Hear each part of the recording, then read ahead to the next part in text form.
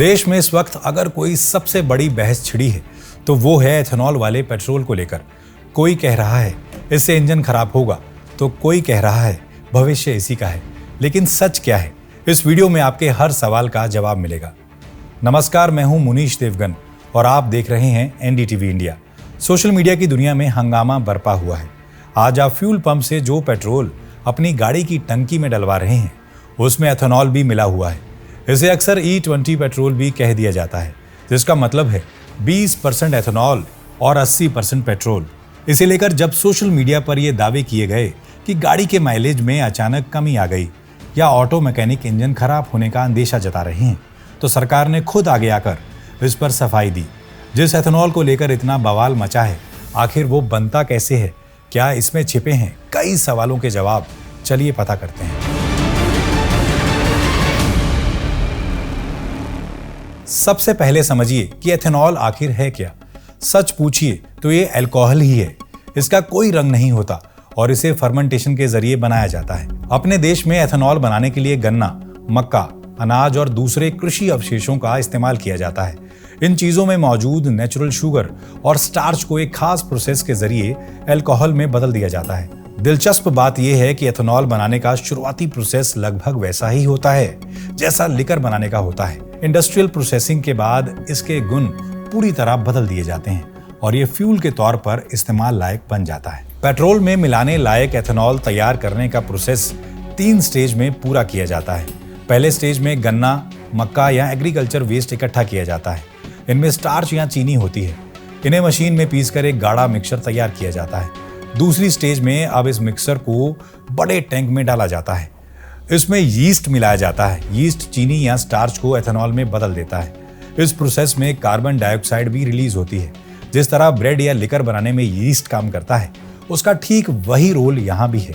तीसरी और final stage में प्योर एथेनॉल हासिल करने का प्रोसेस पूरा किया जाता है। दरअसल दूसरी स्टेज के बाद जो लिक्विड मिलता है उसमें एथेनॉल के साथ पानी भी होता है। इसलिए डिस्टिलेशन कॉलम में गर्म करके एथेनॉल और पानी को अलग करना जरूरी होता है। इसी स्टेप के बाद 99.9% प्योर एथेनॉल मिलता है। अब समझ लेते हैं कि आखिर देश में एथेनॉल प्रोडक्शन हो कहाँ रहा है। भारत के जिन राज्यों में गन्ना, मक्का, अनाज आसानी से उपलब्ध हो जाए, वहीं एथेनॉल प्रोडक्शन ज्यादा होता है। ये प्लांट ज्यादातर चीनी मिलों, फूड प्रोसेसिंग यूनिट और बायो रिफाइनरीज के पास होते हैं। इसमें एथेनॉल को ट्रांसपोर्ट करने का खर्च भी कम होता है। एथेनॉल प्रोडक्शन के लिहाज से देश में महाराष्ट्र, उत्तर प्रदेश, कर्नाटक, पंजाब, हरियाणा और मध्य प्रदेश टॉप पर हैं। अगस्त 2025 में सरकार ने संसद में बताया था, देश भर में 499 डिस्टिलरीज हैं जहां एथेनॉल बनाया जाता है। इन डिस्टिलरीज की capacity 1822 crore litre ethanol production की है। तेल कंपनियां 71 रुपए प्रति लीटर के हिसाब से एथेनॉल को खरीदती हैं।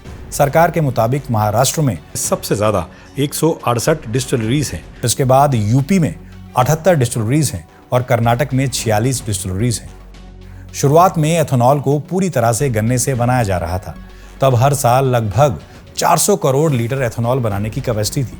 आज जब E20 पेट्रोल मिल रहा है तो हर साल 2000 करोड़ लीटर एथेनॉल बनाने की कैपेसिटी है। कैपेसिटी वगैरह तो ठीक है, लेकिन क्या ये हमारी आपकी गाड़ियों के लिए ठीक है? और सोशल मीडिया पर एथेनॉल पर छिड़े महायुद्ध में कौन से बड़े सवाल हैं जिनके जवाब जरूरी है? तो एक सवाल ये आता है कि कौन से वाहन E20 पेट्रोल के लिए पूरी तरह कंपैटिबल है।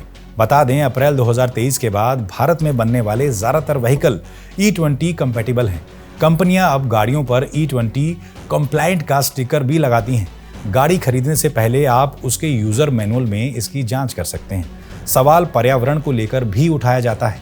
इसका सीधा सरल जवाब यही है कि एथेनॉल के इस्तेमाल से कार्बन एमिशन में ठीक ठाक कमी आती है।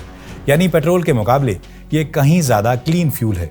तस्वीर साफ है, देश अब पेट्रोल के साथ बायोफ्यूल की दिशा में तेजी से आगे बढ़ रहा है। लेकिन E20 पर बहस अभी खत्म नहीं हुई। सरकार का मकसद पेट्रोल के लिए इंपोर्ट पर निर्भरता कम करना है। आए दिन दुनिया युद्ध की आग में धधकने लगती है, जिसकी वजह से हार्मोज जैसे बड़े संकट सप्लाई लाइन चोक कर देते हैं। इसके अलावा इंपोर्ट बिल बढ़ने से रुपए की कीमत पर भी असर पड़ता है। लेकिन सरकार को अभी इस मोर्चे पर आम लोगों के उन सारे सवालों के जवाब देने होंगे जिनमें गाड़ी की लाइफ, माइलेज और मेंटेनेंस को लेकर चिंता जाहिर की जा रही है। एक आम आदमी बहुत मुश्किल से गाड़ी खरीदता है। अक्सर ये वाहन EMI पर खरीदे जाते हैं। ऐसे में मेहनत की कमाई से एक एक पैसा जोड़कर खरीदे गए वाहन पर कोई संकट मंडराता दिखेगा तो लोगों की नाराजगी समझी जा सकती है। इस नाराजगी को भी फैक्ट्स के साथ दूर करना होगा ताकि इसे लेकर किसी के मन में कोई शक न रहे। क्या आपको अपनी गाड़ी में E20 फ्यूल डलवाने के बाद कोई बदलाव महसूस हुआ? अपने जवाब आप हमें कमेंट बॉक्स में जरूर दें। बहुत बहुत शुक्रिया।